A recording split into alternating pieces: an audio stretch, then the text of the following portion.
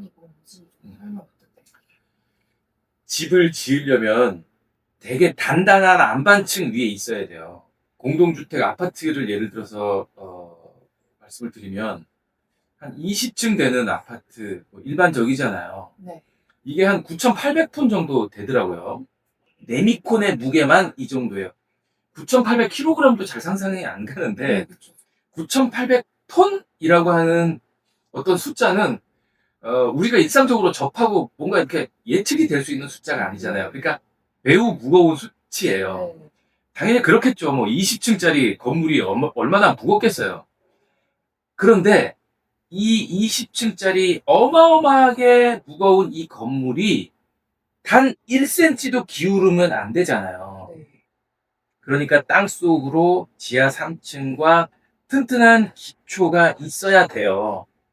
이 땅속에 기초가 튼튼하게 이 무게를 고스란히 받쳐주고 있어야 흔들리지 않고 지진 나도 끄떡없고 눈 오고 비 오고 해도 단 1cm도 움직이지 않으려면 얘가 튼튼해야 되는데, 방금 제가 말씀드린 매우 튼튼해야 되는 이 기초는 어디 위에 있어야 되냐면 제곱미터당 뭐 65톤, 예를 들어서 1m 되는 면적에 65톤이라고 하는 굉장히 무거운 무게가 눌러도 들어가지 않을 만큼 단단한 안반층 위에 있어야 돼요.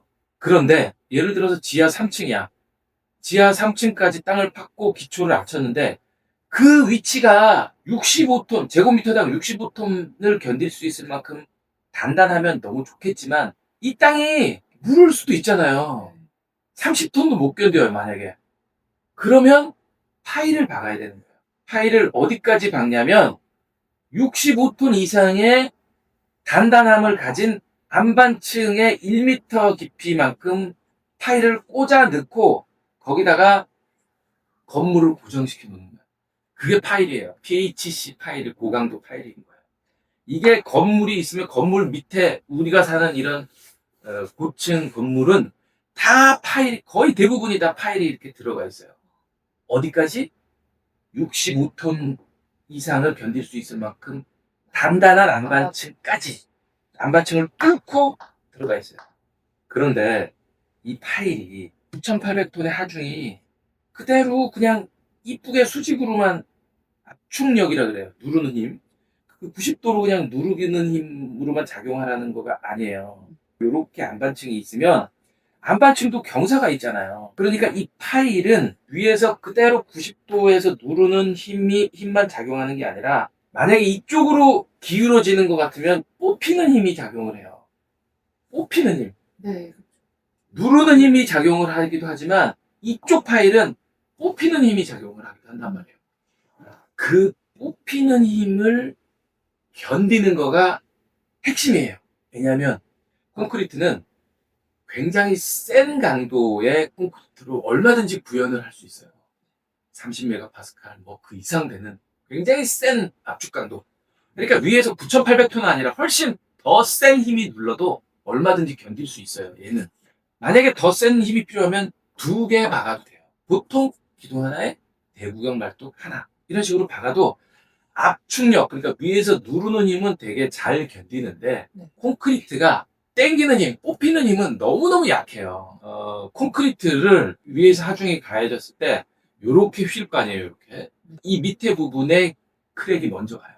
그래서 콘크리트가 인장력에 약한 거예요. 이렇게 압축력의 반대가 늘어나는 힘이 인장력인데, 건물이 일로 기울어지면서 경사가 있으면서 바람이 불었을 때 여러 가지 이유로 여기는 압축력이 가해지더라도 여기는 당겨졌어. 물론 반대의 경우도 있고요. 여기가 압축력, 여기가 당겨질 수도 있어요. 당겨지는 힘을 잡아주는 거가 핵심이다라고 말씀드렸는데, 그 당겨지는 힘이 인장력이라고 얘기를 하고 있는 거고, 이 인장력을 견뎌주는 거는 철이에요. 철. 그래서 파일에 보면 가운데가 비어 있고요. 철선을 심어놨어요. 철선을.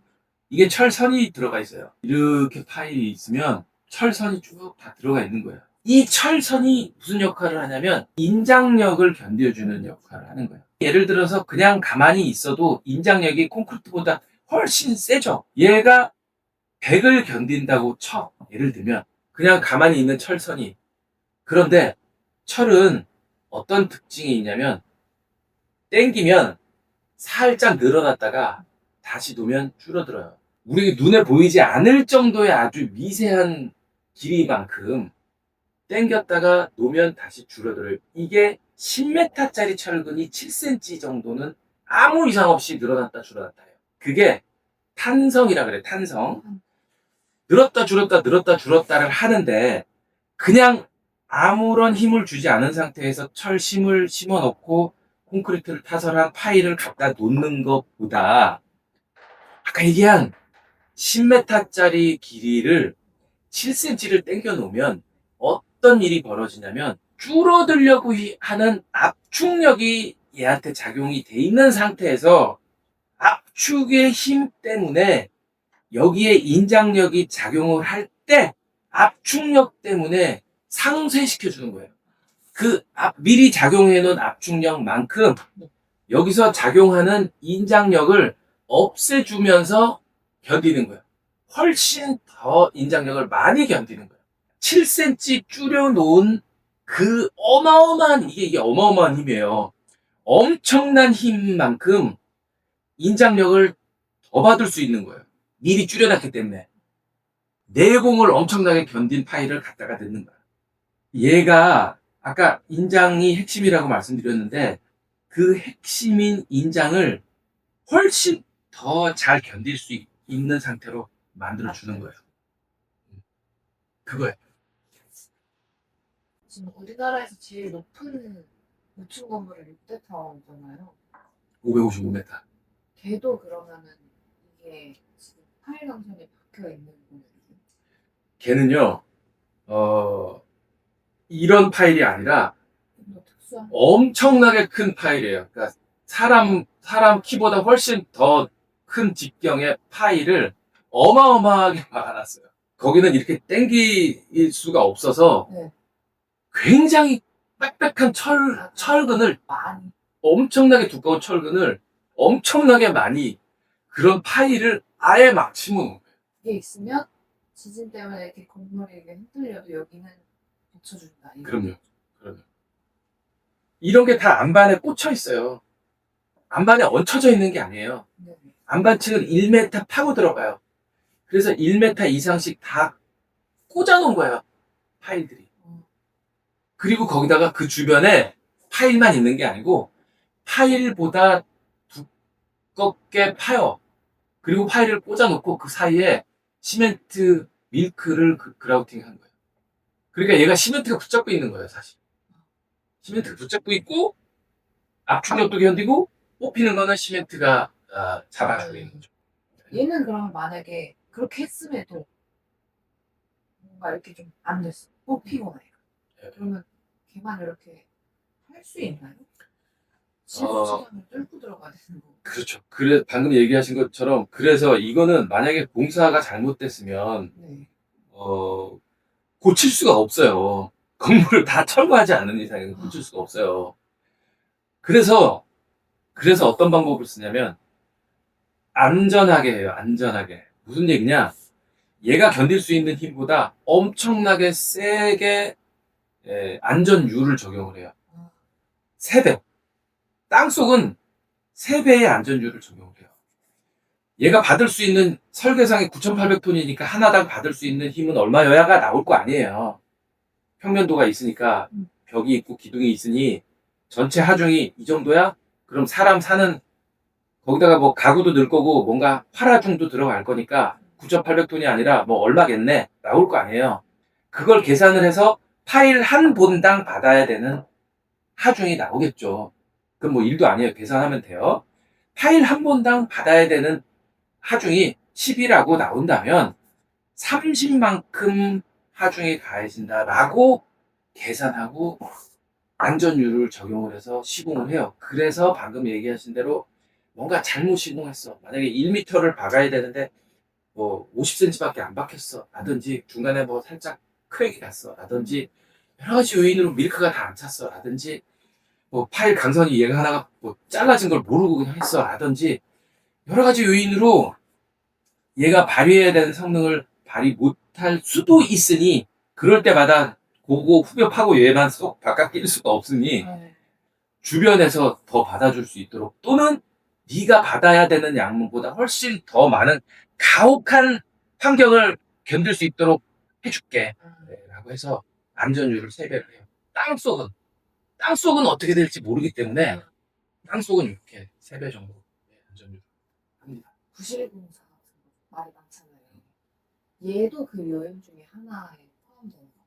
그렇죠. 뭐 부실공사라는 거가 내가 뭐 시공해야 되는 걸 빼먹는 것도 물론 부실공사인데 철근이 2가닥 들어가야 되는데 1가닥 만든 것도 당연히 부실공사지만 이런 식으로 뭔가 정해져 있는 힘을 받는 그 제품을 그 자재를 그 공법을 써야 되는데 그렇지 않은 걸 쓰는 것도 부실공사죠 당연히.